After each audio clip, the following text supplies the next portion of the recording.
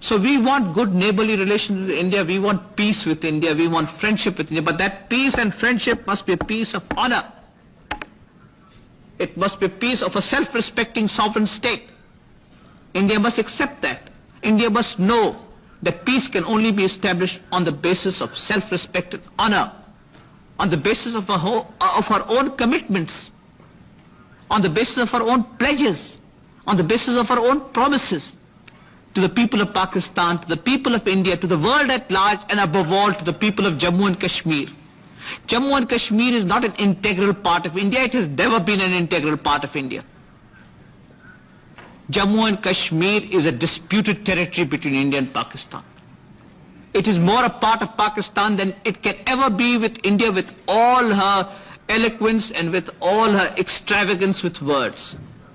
The people of Jammu and Kashmir, sir, are part of people of Pakistan.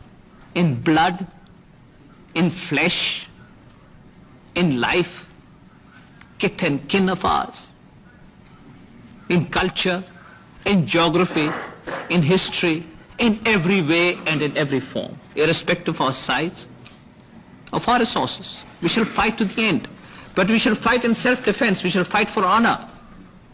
We are not aggressors. We are victims of aggression. It was the duty of the Security Council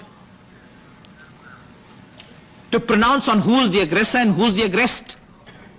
It was Pakistan that was the victim of aggression. And I am not referring here to some of the remarks made by countries which have no right to be here.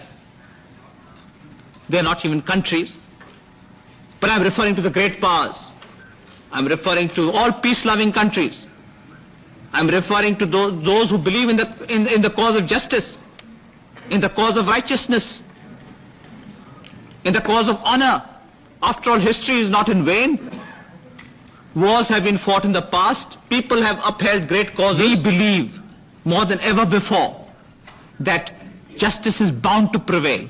That the people of Jammu and Kashmir, 5 million people, sir, must have a right to decide their own future. Why should they be made an exception?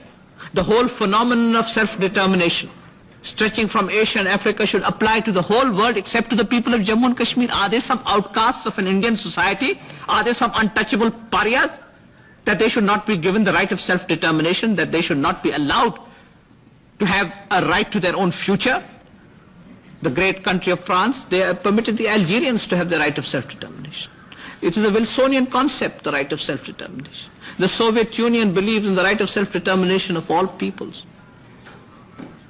The whole world believes in the right of self-determination, and must it be denied to the people of Jammu and Kashmir merely because power must prevail over principle? Power shall never prevail over principle. Finally and ultimately, principle must prevail over power. This is a Christian concept. It is an Islamic concept. It is a civilized concept.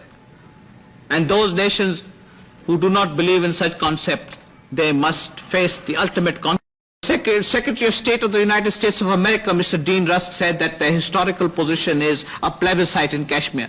On the one hand, you have the whole world arrayed on the cause of right and justice and morality. On the other hand, you have a war machine, an arrogant and a chauvinistic state, breaking its pledges, breaking its promises, and wanting to destroy the will and the spirit of our people. The will and the spirit of our people can never be destroyed, Mr. President. Let me tell you, sir, you can have one ceasefire, you can have another ceasefire, but the 100 million people of Pakistan shall face extermination rather than to forsake their principles to be negated and destroyed by sheer force and power. So, in response to the call of international peace and international goodwill, we have ordered our troops, provided India agrees, to a cessation of hostilities. But sir, a cessation of hostilities is not enough. You must now address yourself as the Security Council, as the most important organ of the United Nations, to the heart of the problem. For 18 years you have played and toyed with the future of Kashmir. You cannot any longer play and toy and make a plaything out of 5 million people. It is your moral responsibility, that of the Security Council, to address itself to a meaningful and a lasting solution of the problem of Jammu and Kashmir.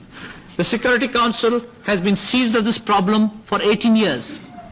We have more documentation, more resolutions on Jammu and Kashmir, the most fundamental problem that faces the world today than any other problem. Is that not ironical? That a conflict which may lead to world conflagration, and the present situation has shown that it is possible for this conflict to lead to world conflagration. With that, the Security Council has shown its lethargy.